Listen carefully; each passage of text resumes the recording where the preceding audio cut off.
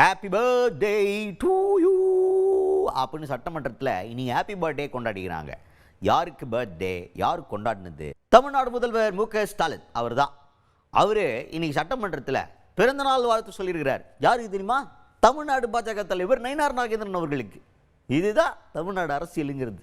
எப்படி அப்படியே ஆப்போசிட் துருவங்கள். ஆனால் அவங்க வாழ்த்து பரிமாறுகிறாங்க. இது ஏன் சொல்கிறாரு அப்படின்னு பார்த்தீங்கன்னா, நயினார் நாகேந்திரன் அப்படிப்பட்ட ஒரு பர்சன்.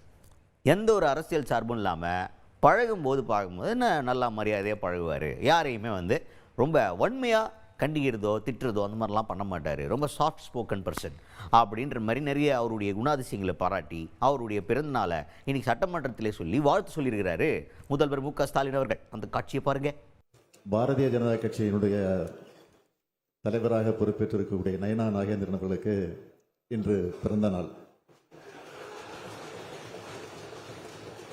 அவரை பொறுத்தவரையில் கட்சி பாகுபாடின்றி அனைவரிடத்திலுமே அன்போடு அமைதியோடு பேசக்கூடியவர்.